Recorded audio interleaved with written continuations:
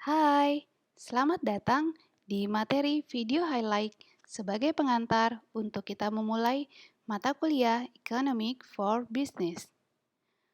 Video highlight memberikan hal-hal penting terkait topik yang dibahas di minggu tersebut.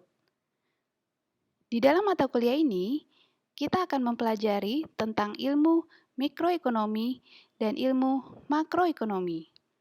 Mari kita simak catatan penting atas keduanya. Ilmu ekonomi sendiri adalah ilmu yang mempelajari tentang perilaku individu dalam memenuhi kebutuhannya yang tidak terbatas dengan sumber daya yang ada. Ilmu ekonomi bisa dibagi menjadi dua kategori, yaitu mikroekonomi dan makroekonomi. Mikro artinya kecil, jadi mikroekonomi mempelajari perilaku individu dari seluruh kegiatan ekonomi.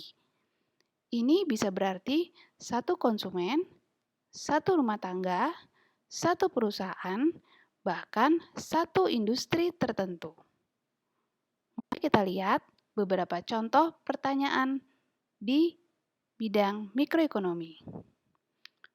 Misalkan saja, Anda mendapat uang bonus kinerja sebesar 2 kali gaji bulanan.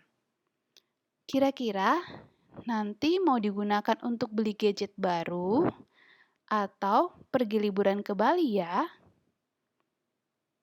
Atau mungkin ceritanya akan berbeda. Misalkan, ternyata biaya kontrakan atau uang kos naik. Lalu, apakah ini akan mempengaruhi tabungan Anda? Atau contoh lainnya misalnya, ternyata saat ini harga baja naik. Lalu, apa dampaknya terhadap penjualan mobil dan apa pula dampaknya terhadap penjualan motor? Itu adalah contoh-contoh yang dibicarakan di dalam mikroekonomi. Saya ulangi kembali. Jadi, di dalam mikroekonomi, ilmu ini mempelajari tentang perilaku individu dari seluruh kegiatan ekonomi. Ini bisa berarti satu konsumen, satu rumah tangga, satu perusahaan, bahkan satu industri tertentu. Sekarang, mari kita beralih ke makroekonomi. Makro artinya besar.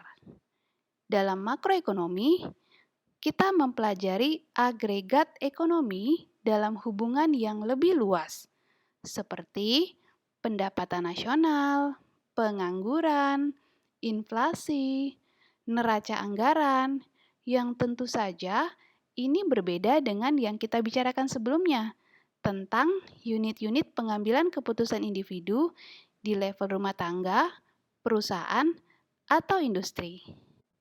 Mari kita lihat contoh isu terkait dengan makroekonomi. Contohnya, ketika kita bicara tentang paham ekonomi pasar bebas atau free market, yang artinya ekonomi digerakkan oleh mekanisme pasar, bebas dari intervensi pemerintah. Yang dapat diatur oleh pemerintah dalam ekonomi misalnya hanya terkait dengan banyaknya jumlah uang beredar. Ini penting agar tidak terjadi inflasi ataupun deflasi, yang tentu saja nanti berkaitan juga dengan ketersediaan jumlah produksi, kemampuan daya beli, yang kemudian menimbulkan konsekuensi ke pertumbuhan ekonomi. Ya, terdengar begitu kompleks ya. Ini karena kita sudah bicara di level yang lebih luas, yaitu makroekonomi. Pendekatan mikroekonomi tentu akan berbeda dengan pendekatan makroekonomi.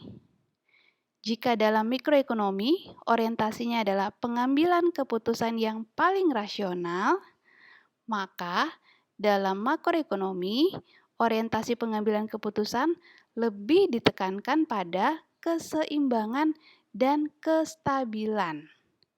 Yang pasti, mikroekonomi dan makroekonomi itu saling berhubungan.